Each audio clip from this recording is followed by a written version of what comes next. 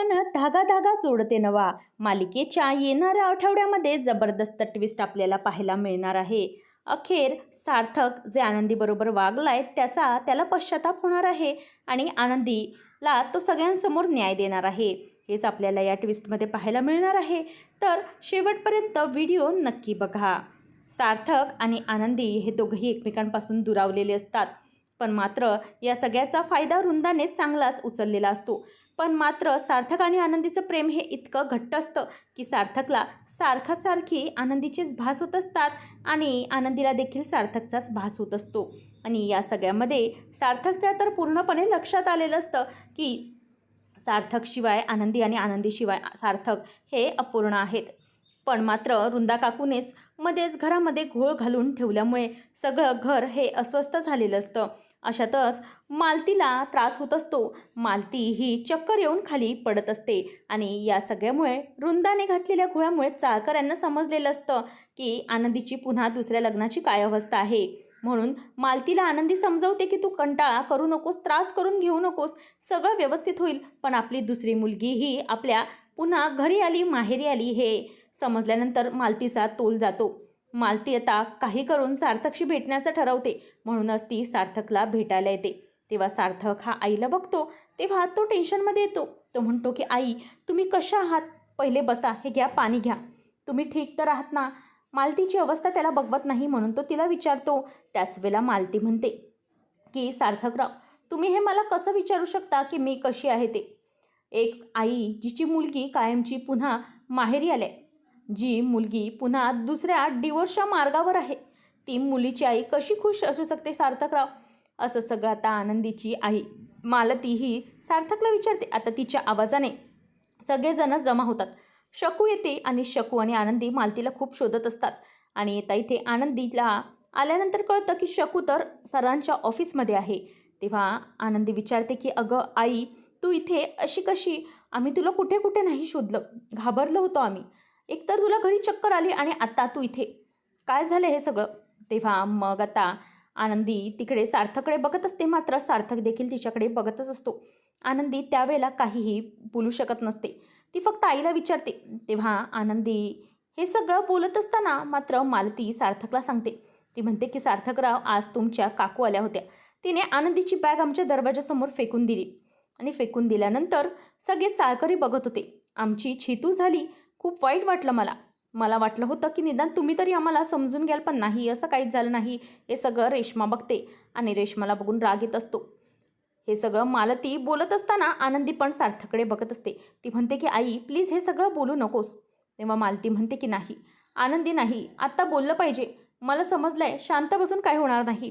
पहिल्या संसाराच्या वेळेला मी शांत बसलेच आणि तेव्हा मी आवाज उठवला होता, पण तो चुकीच्या व्यक्तीसाठी. आता सार्थकराव हे तुझ्यासाठी योग्य आहेत हे मला माहीत आहे, म्हणूनच मी तुझ्यासाठी आवाज उठवत आहे. सार्थकराव आणि तुझी जोडी लाखात एक आहे आणि तेही तुझ्यावर खूप प्रेम करतात, मला माहीत आहे. पण या सगळ्यामध्ये कुठे ना कुठेतरी घरातली लोक जबाबदार आहेत, असं मालती म्हणते. ती म्हणते की सार्थकराव आणि आनंदी, मी तुमच्या दोघांच्याही पाठीशी खंबीरपणे उभी आहे. तुम्ही अजिबात काळजी करू नका, प्लीज. आता तिला श्वास घ्यायला त्रास व्हायला लागतो. तेव्हा मग वृंदा म्हणते की अहो शांत व्हा आनंदीची आई, तुम्हाला काहीतरी त्रास होतोय, तुम्ही प्लीज शांत व्हा. तेव्हा मालती म्हणते की नाही रेश्मा मॅडम, मी आता शांत जेव्हाच होईन तेव्हा माझ्या लेकीचा संसार हा व्यवस्थित सुरळीत झालेला बघेन. आणि असं म्हणून ती सार्थकच्या ऑफिसमधून निघून जाते. तिथे रेश्मा उभी असते. ती म्हणते की नाही हो, कसं आहे ना आनंदीची आई, तुमच्या मुलीचा संसार आता कधीच सुखाचा होऊ शकत नाही. तुमच्या मुलीचा आता दुसरा पण डिवोर्सच होणार आहे.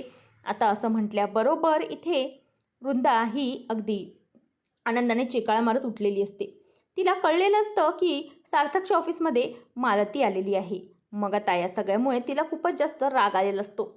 मालती आता हे सगळं करते हे जेव्हा कळतं तेव्हा वृंदा पूर्णपणे पेटून उठलेली असते. तिथे रेश्मा येते आणि म्हणते की हे सगळं आनंदीची आई काय बोलत होती, त्यांना कळतं का ते काय बोलतात ते? हे ऐकल्यावर सार्थकला वृंदाचा आणि रेश्माचाही राग येऊ लागतो. कारण सार्थकला माहीत असतं की वृंदा आणि रेश्मा हे एकाच कंपनीमधल्या दोघी आहेत आणि दोघीजणही एकमेकांसाठी काही करू शकतात आणि त्या घरासाठी किती हानिकारक ठरू शकतात हे सार्थकला माहीत असतं. म्हणूनच मालतीने बोललेल्या गोष्टी या सार्थकला आठवायला लागलेल्या असतात. मालतीने त्याला सांगितलेलं असतं की तुमच्या काकू आमच्या घरी येऊन हे सगळं करून गेल्या. आता सार्थकला मात्र या सगळ्याचा खूपच राग आलेला असतो. पण त्याने ठरवलेलं असतं की काही झालं तरीही काकूला काही बोलायचं नाही. या सगळ्याचं उत्तर एकदाच द्यायचं आणि तेही एकदम कडक शब्दांमध्ये. आता मात्र त्याला वाटू लागलेलं असतं की मी आनंदीच्या बाबतीत जे केले ते खरंच खूप चुकलो आहे. कारण आनंदीला मी प्रत्येक वेळेला तुमच्यासोबत राहीन असा वायदा दिला होता आणि आता आता तर मी त्यांना सोबतच सोडून दिली आहे. तर इथे सुधा जी असते ती संक्रांत जवळ येणार म्हणूनच खुश असते. ती म्हणते की आपल्या घरात संक्रांत आहे. खरं तर सार्थकचं लग्न तर आपण मानतच नाही. पण आपण एक काम करू शकतो, बायकांना नेहमीप्रमाणे हळदी कुंकवाला बोलूयात. पण वृंदाला ती म्हणते की वृंदा तू यावेळेला थांबायचं आहेस. वृंदा म्हणते की नाही मी थांबू शकत नाही. तेव्हा मग आता या सगळ्यामध्ये सुधा म्हणते की आपण रेश्माचं सगळ्यांशी इंट्रोडक्शन करून देऊया, सार्थकशी होणारी बायको म्हणून. मग आता हे ऐकून वृंदा तर खुशच होते. वृंदा म्हणते की चालेल आपण तसंच करूया. आणि त्यानंतर हळदी कुंकूसाठी बायका जमलेल्या असतात. त्याच वेळेला मालतीने ठरवलेलं असतं की आनंदी तू तुझ्या घरी चल, संक्रांत आहे आणि तू तुझ्या घरी ये, म्हणजेच घरच्या देवाला हळदी कुंकू वाहा. तू सुगड तर पुसशील मग ते घरच्या देवाची पूजा कर, असं मालतीने तिला सांगितलेलं असतं. पण मात्र हे सगळं बोलत असताना तेथे आनंदी आलेली सुधाला अजिबात आवडलेलं नसतं. सुधा आणि वृंदा रागाने तिच्याकडे बघत असतात.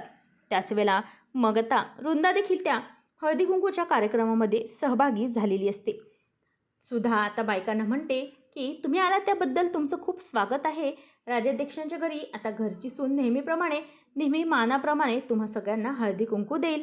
आता आनंदी हे हळदी कुंकू द्यायला जाणार तेवढ्यातच सुधा ही रेशमाच्या हाताच्याकडे तो हळदी कुंकूचा करंडा करते आणि आनंदीचा मात्र चेहराच पडतो.